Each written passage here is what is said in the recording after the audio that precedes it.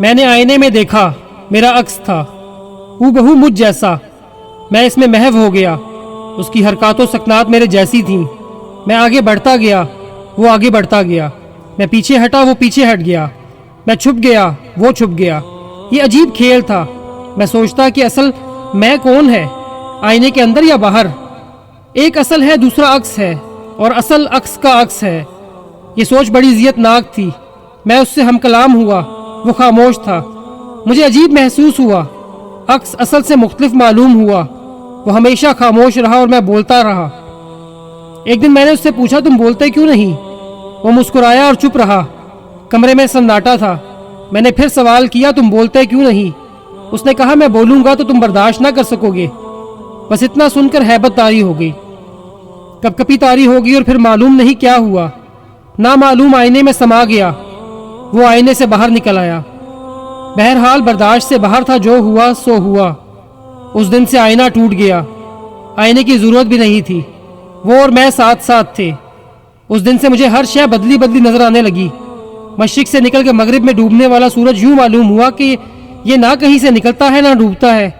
ہر مقام بیک وقت مشرق بھی ہے اور مغرب بھی، اور ان مشارق و مغارب سے ماورا ایک کائنات ہے، جہاں نہ دن ہے نہ رات، نہ ہونا ہے اور نہ ہونا۔ اس دن سے مجھے یوں محسوس ہوا کہ میں ایک طویل ماضی کی انتہا ہوں، اور ایک طویل مستقبل کی ابتدا بھی میں ہی ہوں۔ میرے کندھوں پر ماضی اور مستقبل کا بوجھ ہے۔ مجھے محسوس ہوا کہ میں ہر انسان کا حصہ ہوں اور ہر انسان میرا حصہ ہے۔ میں ہر وجود میں موجود ہوں اور ہر وجود مجھ میں موجود ہے۔ دنیا میں ہونے والے ہر جرم کی ذمہ داری مجھ پر ہے، اور نیکی کا بھرم میرے ہی دم سے ہے۔ میری سوچ بھی عجب ہو گئی۔ میں کبھی رات کو آفتاب دیکھتا ہوں اور کبھی دن کو تارے نظر آتے ہیں۔ خوابوں میں جاگتا ہوں اور بیداری میں خواب دیکھتا ہوں۔ میں خود ہی آخری سوال ہوں اور خود ہی اس کا آخری جواب۔ میرے لیے ہر حاصل محرومی ہے اور ہر محرومی حاصل۔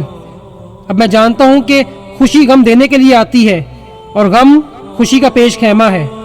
میں اس بڑھیا کے بارے میں بھی سوچتا ہوں جس نے ساری عمر سود کاتا اور آخر کو اسے الجھا دیا۔ میں ان محنتوں پر روتا ہوں جو رائگاں کر دی گئی۔ میں اس عابد کے بارے میں بھی متفکر ہوں جس کو عبادت کے ضام نے محرومیاں عطا کی۔ میں جانتا ہوں کہ میں کچھ نہیں جانتا، لیکن مغرور عالم کی عاقبت پر مجھے افسوس ہے۔ میں ان کی حماقت پر حیران ہوں جن کے سر پر کتابوں کا گٹھا ہے اور جن کے دماغ اور دل خالی ہیں۔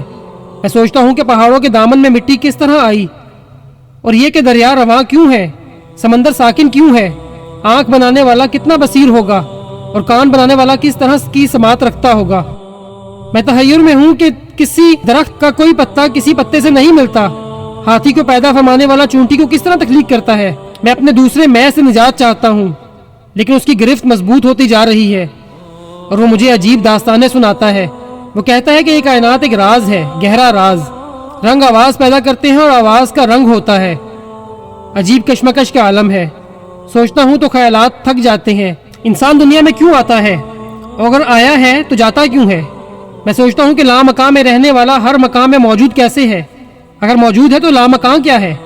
میں غور کرتا ہوں کہ اگر میں آزاد ہوں تو مجبور کون ہے؟ میرا آنا اور جانا میرے بس میں تو نہیں، تو میرا ہونا کس کام کا؟ میں حصار وقت کو توڑ سکتا ہوں، لیکن میرے گرد آرزوؤں کے پہرے ہیں۔ میری خواہشات مجھے جکڑ رہی ہیں۔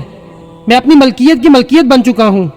میں جسے چھوڑ نہیں سکتا اسے میں نے حاصل کیوں کیا ہے، اور میں جسے حاصل نہیں کر سکتا اس کا خیال چھوڑتا کیوں نہیں ہوں؟ عجیب مخمسے کا عالم ہے۔ کل تک میں تاریخ ساز تھا، آج میں تاریخ کا طالب علم ہوں۔ میری تاریخ جمود کا شکار کیوں ہے؟ اس کے کچھ اوراق پھٹ گئے ہیں، ان پر کیا لکھا ہوا تھا؟ اب مجھے کون بتائے گا؟ میں سوچتا ہوں کہ وحدت ملت اور تفریق ملت میں کیا فرق ہے۔ میں سوچتا ہوں کہ دولت کی محبت انسان کو بے حس کیوں کر دیتی ہے۔ میرا بھائی جس کارخانے میں ملازم ہے، میں اس کا مالک ہوں، پھر بھی میں اس کا بھائی ہوں۔ اس کو چیتڑوں میں دیکھ کر میرا قیمتی لباس جھلس کیوں نہیں جاتا؟ میں بے بس ہوں، مجبور ہوں کہ میں اعلیٰ قسم کے کھانے کھاؤں اور بھائی اپنے کمزور نصیب پر صبر کرے۔ میں یہ بھی سوچتا ہوں کہ وہ لوگ کہاں ہیں، کرامت کا دعویٰ کرنے والے؟ میرے گرد و پیش کیا ہو چکا ہے، کیا ہو رہا ہے؟ مجھے اپنے بارے میں فکر کیوں نہیں؟ دروازے بند کر لینے سے طوفان تھم تو نہیں جاتے؟ حقائق کو دیکھ کر تو نظر انداز نہیں کیا جا سکتا۔ ایک طرف مہمانوں کی یلغار ہے، دوسری طرف گھر میں بھی وحدت فکر کم ہے۔ کیا بنے گا؟ گھر والوں کو ایک خیال میں اکٹھا کرنا ضروری ہے۔ بدنصیب لوگ ملک کو بدنصیب سمجھ رہے ہیں، خوش نصیب اسے خوش نصیب کیوں نہیں بناتے؟ میری دعا بھی بدل گئی ہے، میں دعا کرتا ہوں اے اللہ مریضوں کو ظالم ڈاکٹروں کے عذاب سے بچا، شریعت کو علماء سو سے بچا، طریقت کو خرقہ سالوس کی دسترس سے بچا۔ میرے اللہ ہمیں میرے اعمال اور خیال کی عبرت سے بچا۔ میں یہ دعا نہیں کرتا کہ دشمن مر جائے، میں کہتا ہوں کہ دوست زندہ ہو جائیں، جذبے بیدار ہو جائیں، عزم پیدا ہو جائے، وحدت افکار و کردار حاصل ہو جائے، اس قوم میں یقین کی دولت عام ہو جائے۔ میرے اللہ ہمیں ہمارے وسوسوں سے بچا، ہمارے اندیشوں کا منہ کالا کر ہمیں اپنے دعووں کی عظمت سے متعارف کرا۔ میرے مولا تاریخ کی سوائی سے بچا، ہمیں معافی کا راستہ دکھا۔ میرے مولا اس ملک کے نوجوان طالب علموں کو اس ملک کی صحیح خدمت کرنے کی توفیق عطا فرما۔ میں خواب دیکھنے کا قائل نہیں، میں جانتا ہوں کہ خواب دیکھنا یا خواب دیکھنا در حقیقت کو نہ دیکھ سکنے کے اضطراب کا نتیجہ ہے۔ خواب اس وقت تک حقیقت نظر آتا ہے جب تک ختم نہ ہو۔ خواب میں خواب کو خواب سمجھنا اتنا ہی مشکل ہے جتنا اپنے آپ میں ڈوب جانا۔ خواب جھوٹا ہو تو عذاب ہے، مصیبت ہے، اور اگر خواب سچا ہو تو بھی تعبیر کا انتظار بے قرار رکھتا ہے۔ ایسا خواب بھی کیا دیکھنا جس کی تعبیر سمجھ میں نہ آئے۔ خواب کی اونچی اڑان زندگی کے تنگ ہونے والے دائرے کو توڑ نہیں سکتی۔ بہرحال میں خواب کے بارے میں زیادہ نہیں جانتا، یہ زندگی ایک خواب گراں ہے، ہم سب نیند کے سمندر میں ڈوبے ہوئے ہیں، جب آنکھ بند ہوگی تو آنکھ کھلے گی۔ میں بہت کم خواب دیکھتا ہوں، وہ مجھے سونے ہی نہیں دیتا۔ ہاں البتہ ایک دفعہ میں نے خواب دیکھا، میں قائد اعظم سے ملاقات کے لیے جا رہا ہوں۔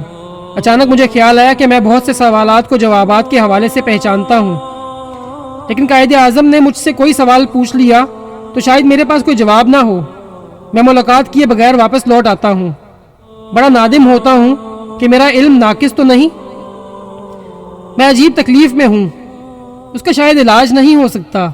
میں فکر کی وادیوں میں سرگرداں ہوں، مجھے اس عمل کی تلاش ہے جو مجھے اب میرے فکر سے نجات دلائے، لیکن یہ سوچ کر کہ اب میرا فکر ہی میرا عمل ہے، میں خاموش ہو جاتا ہوں، اپنی تلاش ترک کر دیتا ہوں۔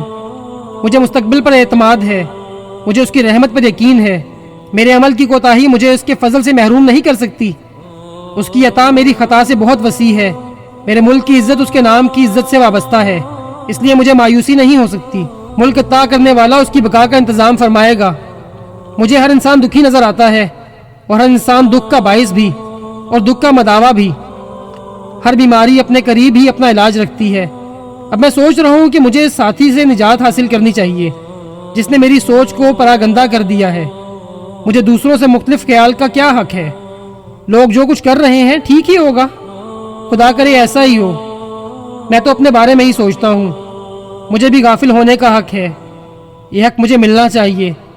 میں چاہتا ہوں کہ آئینے والے میں کو واپس بھیج دوں، لیکن کیسے؟ آئینہ تو ٹوٹ چکا ہے۔ تقرب الہی کے مختلف ذرائع اپنی اپنی جگہ پر مستند و معتبر ہیں، لیکن تقرب الہی کا آسان ترین رستہ کسی کے فیض نظر سے ملتا ہے۔